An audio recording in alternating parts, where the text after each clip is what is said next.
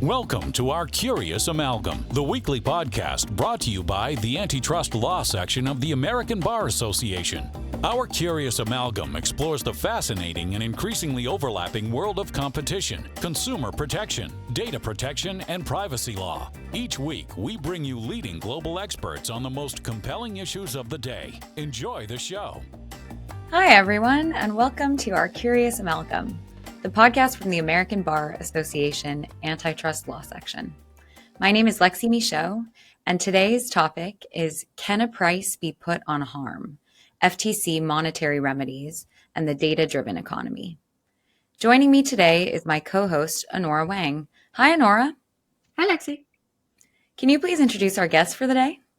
Sure, it's my pleasure. We have two guests today. First, we have Laura Riposo VanDruff, who is a partner at Kelley, Drye, and Warren, and she's a managing partner of the firm's Washington, D.C. office. She advises companies on consumer privacy, data security, and regulatory enforcement matters. She previously spent nearly a decade at the Federal Trade Commission and also held a senior legal role at AT&T. And our second guest, Michaud, LeGower, is a director at NERA Economic Consulting, specializing in consumer protection and competition economics. He previously spent over a decade at the Federal Trade Commission as well, where he served as the Deputy Assistant Director in the Bureau of Economics and led an analysis of cases involving deceptive marketing and unfair practices. He advises clients now on litigation and regulatory matters, drawing on extensive experience in economic analysis, empirical research, and high-profile enforcement actions. Thanks, Anora. Laura, Mike, welcome to the show. Thanks so much for being here. Thank you for having us, Lexi and Anora. So I'm going to kick things off with a question to Laura. So to start, can you provide some background into how the FTC historically sought monetary relief in consumer protection and privacy cases, and how the Supreme Court's AMG capital management decision 5 years ago now altered the FTC's ability to seek monetary remedies? Sure. So, I think I need to wind the tape back just a little bit. Please, the Federal Trade Commission's, Section 13B of the Federal Trade Commission Act really was its workhorse for the Commission. It was added to the Act in '73 and on its face authorized the agency to go directly to federal court to seek permanent injunction against ongoing or intermittent violations of laws that the agency enforces. And starting in the late 70s, the agency began interpreting that permanent injunction language expansively, reading it to authorize not just prospective injunctive relief, but also full equitable monetary remedies, including restitution and disgorgement. And it did so without first completing administrative proceedings, which is contemplated by another provision of the Federal Trade Commission Act in Section 19.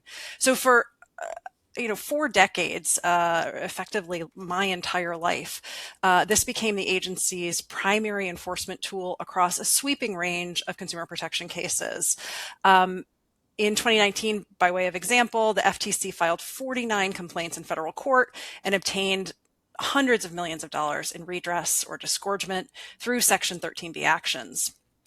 AMG Capital Management, and I don't want to belabor the details, was a unanimous opinion holding that Section 13B's permanent injunction language authorizes only prospective injunctive relief, not retrospective, equitable, or other monetary remedies like restitution or disgorgement. And for the compliance community, the impact was immediate and concrete. So AMG stripped FTC of what acting chairwoman Becca Slaughter at the time called the strongest tool that the commission had to help consumers when they needed it most. After AMG, enforcement actions could no longer yield those quick, large dollar monetary recoveries through the courts. Since AMG, has the FTC continued to seek monetary remedies? And if they have, how are they doing so? So the short answer, Lexi, is yes, but it's more complex. The commission needs to consider multiple tools to evaluate what is most appropriate in a given set, most appropriate to a given set of facts. So the commission didn't accept AMG as the end of monetary enforcement. It pivoted to using other statutory mechanisms to maintain financial teeth in its cases. Indeed, then Chair Lena Khan issued a memo to commission staff directing that after AMG, the FTC should utilize its full set of tools and authorities. So they fall into effectively 4 buckets. We've got Section 19 administrative redress, penalty offense authority under Section 5M1B, civil penalties tied to statutory violations, and we've seen the commission use that quite a bit in the last year, and then enforcement of consent orders where, that also allows for civil penalty. Happy to get into any of those, but those are the principal tools that FTC has at present. Great. And from your perspective, I guess I'm wondering if you see this shift since AMG as a stopgap or more of a permanent shift in enforcement strategy. Well, certainly the fact that there was a tool removed from the FTC's toolkit is itself significant.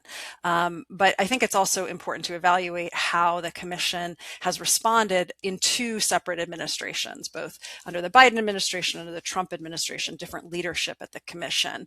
So, thinking about the current administration, one thing that has stood out to me is the institutionalization of the FTC partnering with state AGs as a monetary enforcement channel. And that, getting to your question, isn't merely a stopgap. It's a durable enforcement architecture because, of course, the state AGs have different ability to seek monetary relief on behalf of consumers. The FTC is formally committed to working with state attorneys general and other consumer protection officers as a force multiplier. And we've seen Chair Ferguson accelerate the practice concretely. So just by way of example, the Federal Trade Commission and a number of states jointly sued an online ticket marketplace seeking both monetary and injunctive relief. And that was a combination of FTC Act authority and the consumer protection statutes in each state. I'll also mention that rule-based civil penalties are very much at top of mind for this commission. The emphasis, of course, has shifted from new rulemaking, although I think we're going to touch on that a little bit, to the enforcement of existing rules like COPPA. And the telemarketing sales rule. So we also are seeing this chairman enforce a relatively new rule, the so-called junk fees rule, which was finalized in the prior administration and went into effect in May of 2025. He's committed to vigorously enforcing that. Thanks, Laura. And just as someone who doesn't practice this area of the law much, and for our listeners who are less familiar, can you just tell us briefly what COPPA is? Oh, sure, of course. It is the Children's Online Privacy Protection Act that governs children, the collection and use of data for children under 13.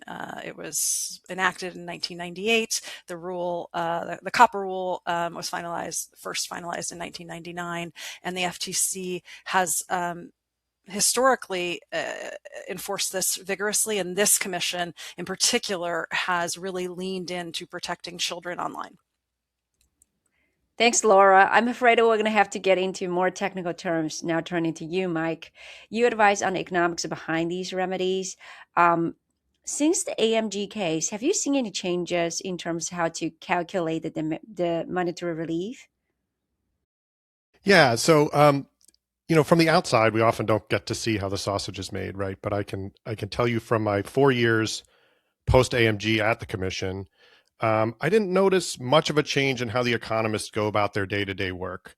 The charge in the Bureau of Economics has always been to sort of use the best data that we have available to estimate how much consumers were harmed or how much companies profited from whatever violation is at issue in the proposed complaint.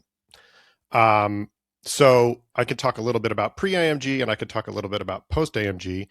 I'm not a lawyer, so I'm gonna trust Laura to step in if I make a misstep here. But pre-AMG, when most of the proposed complaints were styled as FTC Act violations primarily, The equitable relief that was available under Section 13B, which was the subject of the AMG decision, was more or less tied by doctrine to consumer injury or ill-gotten gains by the company of the practice, right? So basically trying to restore the parties to their initial positions before any of the violations occurred. Post-AMG, as Laura alluded to, many, if not most, of the proposed FTC complaints that we see come out will include counts alleging violations of other statutes. Laura mentioned COPPA. I'll rattle off a couple more acronyms and try to explain them to you as well. We have ROSCA, which is the Restore Online Shoppers Confidence Act that deals with negative option marketing. We have Graham-Leach-Bliley, which deals with, primarily in the context of FTC complaints, deals with obtaining people's credentials under pretexts. ECOA, the Equal Credit Opportunity Act, and the FCRA, which is the Fair Credit Reporting Act. So all of these tools have been used to add counts to complaints that give the commission civil penalty authority. So those rules have this attendant civil penalty authority that allows for a quicker route to monetary remedies than the Section 9 route or Section 19 route available for FTC Act violations. And those civil penalty amounts are not tied to injury or harm necessarily, except by convention. They usually are dictated by statutory per violation civil penalty amounts. So what has increasingly been added to the BE economists' charge is to calculate the exposure of the companies to those civil penalty amounts by taking the sort of maximum statutory per violation amount and summing it up over the number of violations or the duration of violations and things like that. But in addition to sort of the equitable relief doctrine that sort of ties the pre-AMG relief to harm or ill-gotten gains, there's sound decades-old economics research that sort of advocates for tying fines in general in law enforcement to consumer injury or ill-gotten gains in a proportionality sense. And that's not so much true for these statutorily determined civil penalty amounts. So when you have an independent Bureau of Economics that's providing memos to the commission, advising them on particular settlements, you tend to still see them writing memos that, or giving advice to the commission that highlights the consumer injury or the ill-gotten gains from the violations. What has happened since AMG is that the Bureau has gotten pretty practiced at estimating those types of harm or that ill-gotten gains for conduct that runs afoul of these new sort of statutes that are popping up in the complaints. So, the Bureau has gotten very practiced at computing or estimates of harm under ECOA or ROSCA, for example. Thanks, Mike. That's very helpful. But in large privacy or data cases, we may be talking about like millions of people scattered around the nation, and then harms that's not purely financial, right? What kind of evidence or metrics have you found to be actually working to be helpful to demonstrate harm in a way that regulators and courts, to help them find credible? So in data security cases, I'm gonna sort of treat these as two separate buckets, right? There's sort of data security issues and there's privacy issues. In data security issues, the Bureau of Economics and as a result, outside consultants have developed a pretty standard playbook of how to sort of think about injury in data security cases. Incidentally, I know we're going to talk about the February workshop on informational injury. In that workshop, they talked a little bit about this sort of process. But typically there, we're looking at several elements in sort of a chain of causation between the violations that the FTC is alleging and the sort of proposed harm to consumers. So those elements in the chain are, first, how much did the practices at issue affect the probability of a data breach? Second, how much does a breach affect the probability of subsequent identity theft or bad outcomes for consumers? And then finally, what's the harm in the event that one of those outcomes occurs?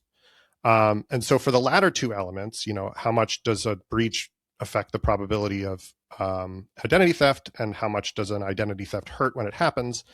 We've had pretty decent evidence from surveys and other sources of that kind of information.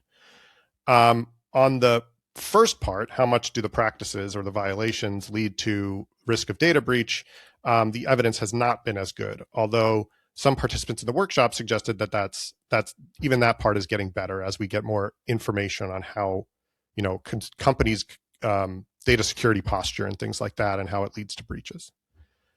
So now I'm going to turn to privacy. In privacy, it depends a lot on the individual, the context of the data collection, the data being shared. In some cases, there may be explicit markets available for the kind of data at issue where we can use the prices in that market to get a sense of the value of the data, at least to the publishers and advertisers who are using it. But that's generally not going to be directly tied to the value that people might put on whether the data is shared in that context, right? That value tends to be highly idiosyncratic. It varies from person to person. It's highly context dependent, so it depends on the nature of the data and the sharing. So for example, when children's data are involved, there's a concern of the sharing of information that would lead to threats of physical violence or things of that nature, as can be the case with location data sharing. People are likely to place much greater value on their privacy, which makes total sense, right? And they may base that value on objective risk, right? That they understand that like children are particularly vulnerable and location data is particularly sensitive. In other cases, a person might simply just not like a particular data sharing practice, and their valuation is based on their own feelings or their own emotions about this topic, and their willingness or unwillingness to accept trade-offs for privacy. So it's clear that there's potential for harm from these sorts of privacy violations, but unlike with the financial harms, where more or less everybody agrees on the value of the harm, there's no surveys or markets that sort of document either the likelihood or the expected harm of, say, stalking caused by unauthorized location data sharing, or things like that. So quantifying those kinds of privacy harms becomes very difficult. And I think, the economists at the Commission have tended to shy away from sort of making definitive statements about sort of per person harm in those types of scenarios. But Mike, to your point, beyond individual cases, and obviously there needs to be a case by case analysis, but beyond individual cases and to try to give everyone a better understanding of how to quantify harms, I think there's a broader conversation about whether the FTC should lay some kind of clear guidance, something that looks like, the merger guidelines in this context, a document that explains how the agency's thinking and thinking about these concepts here in the context of injury and remedies. So if you were to help design that sort of guidance, what building blocks would you expect to see in that kind of document moving forward? I think this kind of idea came up frequently in the sort of conversations post AMG, right? The sort of post-mortem and the hearings on the Hill about the potential restoration of 13B authority, right? There was a section of Congress that sort of wanted to implement guardrails on any sort of restored 13B authority, and that could come in the form of this kind of guidance that you're talking about. I think the foundation of any such document first is that, would be that monetary relief would be tied to the consumer injury or the ill-gotten gains at issue in the violations that are being proposed, right? In a proportionality sense, right? It doesn't necessarily have to be strictly equal to the harm or the estimated harm, but it has to be proportional in some way. And that the estimation of ill-gotten gains or consumer injury fundamentally requires creating a sort of a counterfactual or a but-for model of consumer and producer behavior in the absence of the violations in order to determine how much better or worse off consumers and producers are as a result of the violations. So that first idea that sort of monetary relief should be tied to injury or ill-gotten gains, that goes way back to the economics literature in the 1960s, right? And it's been developed quite a bit since then. The second idea goes back a ways as well, but sort of as folk wisdom and has only really been formalized in the past 10 or 15 years. So those are the sort of principal keystones that should be in any sort of guidance. In terms of details, it gets a little trickier. But I think there are some excellent case studies that have come out of the FTC in the Review of Industrial Organizations annual Economics at the FTC series, often consumer protection economists will write up particular cases and how injury was estimated in those cases. And I think those could serve as useful guidelines for how the economists at the FTC think about how to estimate consumer injury in a wide range of scenarios. And do you, as an aside, Lexi, I rely on Mike and his colleagues at NERA for folk wisdom of a great variety. so do you, Mike, think that a more explicit framework would make outcomes more predictable for companies and enforcers, or would the facts of particular cases still drive most of the variation? I think they could. And in general, I think there are sort of trade-offs to publicly committing to guidance or a framework like the one we're talking about. On the one hand, I do think it would reduce uncertainty to some extent. It depends on how concrete the guidance is, obviously, but any sort of guidance is going to reduce uncertainty to firms when they're considering their exposure to FTC litigation. So they have some sort of established framework that they can reference and do some homework about what kind of monetary demands they might face in settlement negotiations with the FTC. Incidentally, it would probably also help the agency to lobby for the restoration of its 13B authority when there are critics out there who are worried about combining the sort of broad unfair and deceptive acts or practices UDAP authority that the FTC has with the ability to obtain equitable monetary relief that's not necessarily tethered to anything concrete, right? So having that document in place that sort of concretely ties the equitable monetary relief to some estimate of consumer injury and a methodology for estimating that, I think would be helpful in the FTC's pursuit of its restoring its 13B authority. On the other hand, it does tie the FTC's hands somewhat, right? If a novel theory of injury comes up that wasn't anticipated by the framework that was released, the targets of any investigation under that theory could, raise an argument that the FTC isn't really following its own rules, right? And hasn't given them fair notice that this is a type of injury that they're considering or the methodology for estimating that injury. Also, unlike with merger review, where the merger guidelines give great guidance to firms, there isn't decades of academic research discussing sort of the quote unquote right way to estimate consumer injury from deceptive acts or practices, right? There just isn't that established literature in the economics community to draw on. Those models that we do have often require a level of data that isn't often available to the enforcers. So my guess is that your intuition is correct and that any attempt to sort of comprehensively lay out a framework would necessarily be very high level and therefore sort of limit its utility to firms. But I think any sort of guidance would help. It might not be as specific as firms would like. Everything we talked about is obviously very current and something that the FTC is paying attention to and trying to gather learnings from everyone on.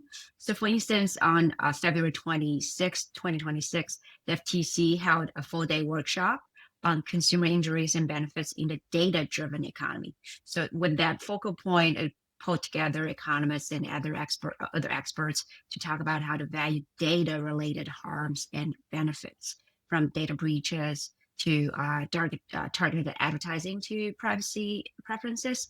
So for people who have not, being able to actually attend the full day workshop or learn more about that, Laura, perhaps we can benefit from your learning. What were the central questions or focal points that the FTC seemed to be wrestling with when it talked about injuries and benefits in a data-driven economy? So Mike has alluded to much of this, but at its core, the workshop was wrestling with a simple but consequential question, which is how do you define and measure harm in a world where the currency of the economy is data? So we saw Chairman Ferguson open the workshop by framing the problem. How should data be valued? How do you determine what constitutes harm when consumers do not fully understand how their data is collected or used in the first place? So what I took away from the workshop is a tension, a deep tension at the heart of modern privacy regulation.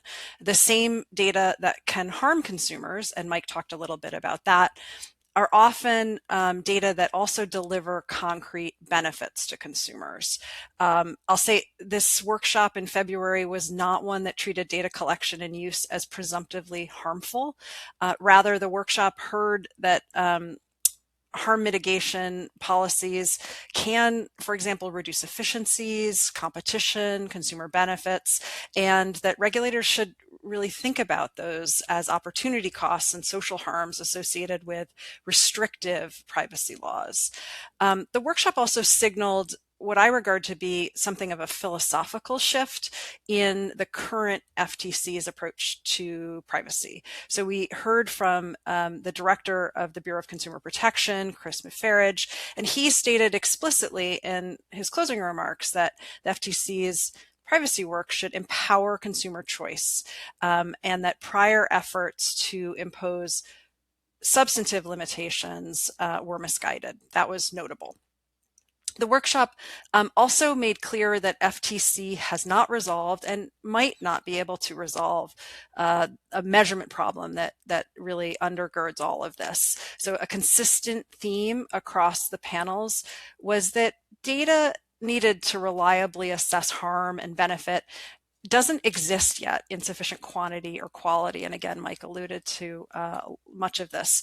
Consumer privacy preferences are highly contextual and dynamic, making them really difficult to measure. The panels also addressed wide spectrum of consumer harms, from identity theft, emotional distress, physical harm, each subjects that Mike touched on, and how stronger, for example, enterprise level security could be associated with better outcomes, with a real emphasis on the NIST cybersecurity framework, highlighted as a benchmark for evaluating companies' information security practices. Laura, could we learn anything from the workshop in terms of, if a company finds itself under investigation in a privacy or a data case in the near future, what should they expect in terms of questions about consumer injuries, about consumer benefits, based on what you heard at the workshop, based on the themes that you just laid out for us? Sure. And I'll also just reflect on what we're seeing in practice in non-public investigations. So just as a preliminary matter, civil investigative demands, which are the FTC's principal way of obtaining information in their non-public investigations, they today go beyond documents and sort of threshold information, and this has been true for a while, but they're increasingly seeking quantitative data about how a company values, uses, and monetizes information.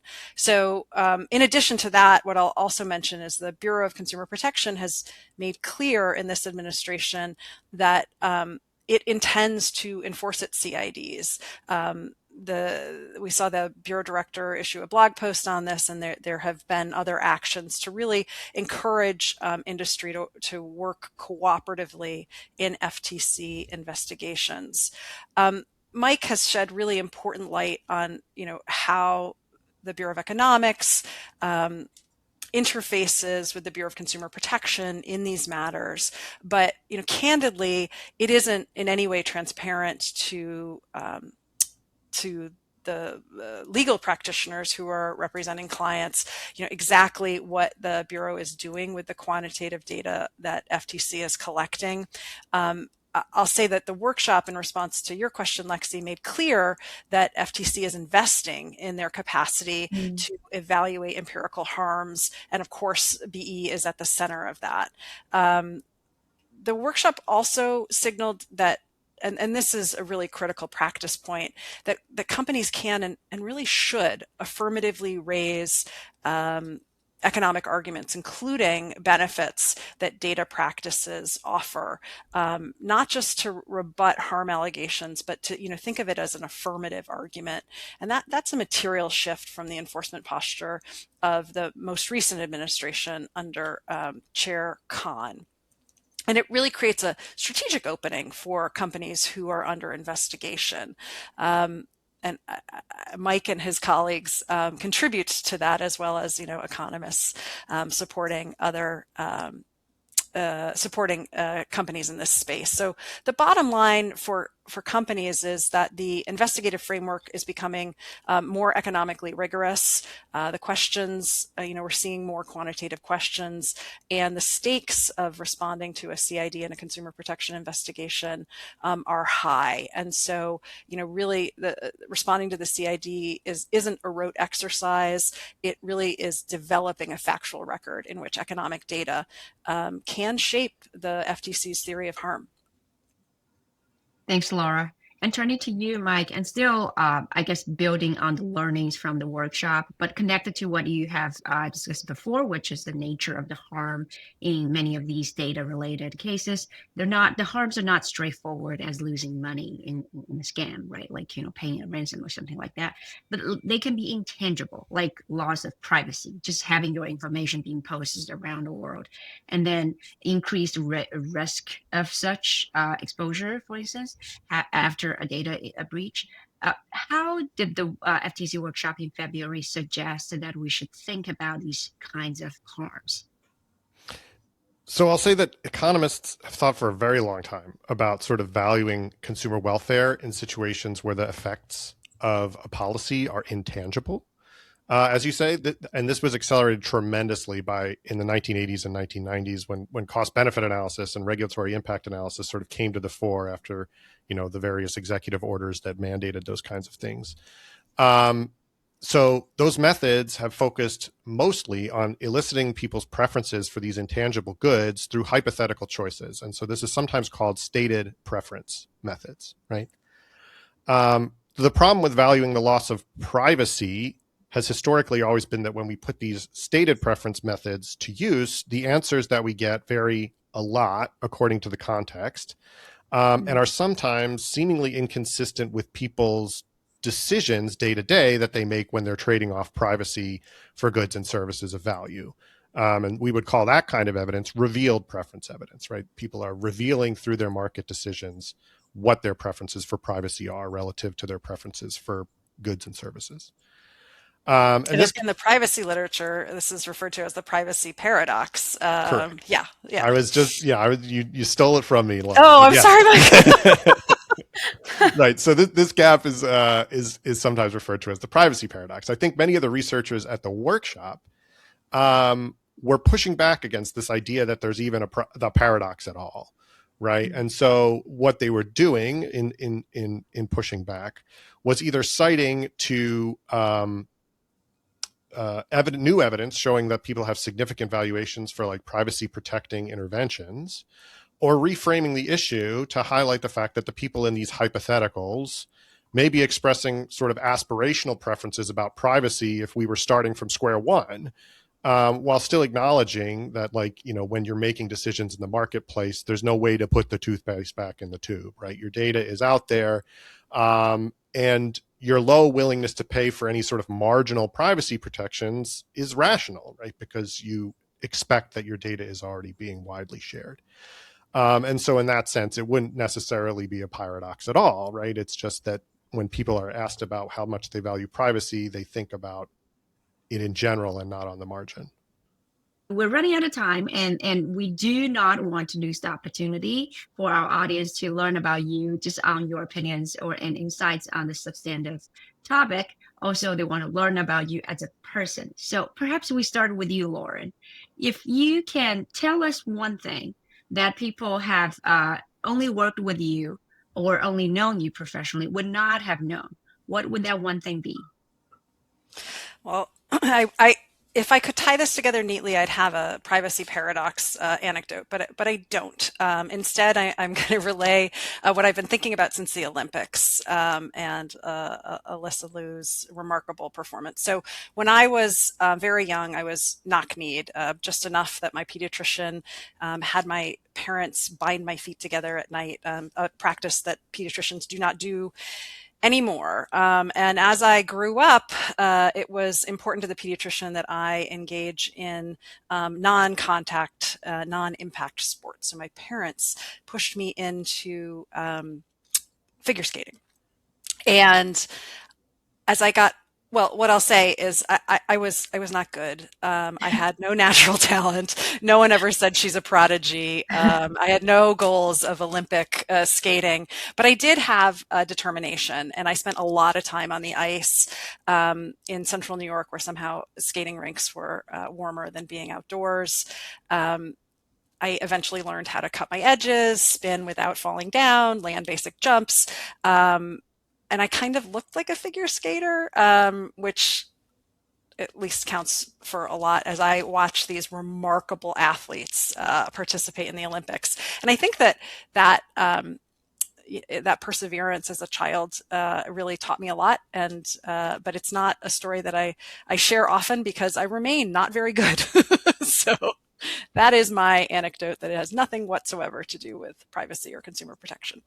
I'm sure you're being modest. I'm sure you're great on the ice. And as an antitrust practitioner, it's all about market definition. Can you be the best figure skater in your family if we define NERA as NERA? That's an excellent point. Yes, many of them would just fall over. Correct. All right. Let's turn to Mike for a second. What would that one personal thing or thing that people have known you, only professional, would not know about you? So you might notice that most people have a bookshelf behind them, but what I have behind me is a whole shelf of board games. I'm a very avid board gamer. I've attended several conventions over the years, going to see the latest and greatest new board games and seeing expo halls filled with board game vendors and things like that. So that's one thing that many people who have worked with me probably don't know. Is Monopoly one of those, or is that too basic? No. No. Terribly designed board game. You don't want to get me started, Anora. Well, that's one more thing we need to ask about you in a future Our Curious Amalgam episode. Thank you so much, both of you, for joining us as guest speakers, and thank you, Lexi, for wonderful co-hosts. As always, and thank you, audience, for tuning in or watching us now. We will see you again until next time. Thank you for listening to this week's episode of Our Curious Amalgam, a competition, consumer protection, data protection, and privacy law podcast. It is produced and shared around the globe by ABA's Antitrust Law Section. The opinions expressed by the participants in this podcast are their own and do not necessarily represent their employer or other organizations. If you like what you heard or would like to become a member of the American Bar Association, please check out what the Antitrust section has to offer at ambar.org/antitrust. You can learn more about our podcast at ourcuriousamalgam.com. If you have comments, suggestions, or podcast ideas, please reach out to us at podcast@ourcuriousamalgam.com. Until next time, thank you for listening.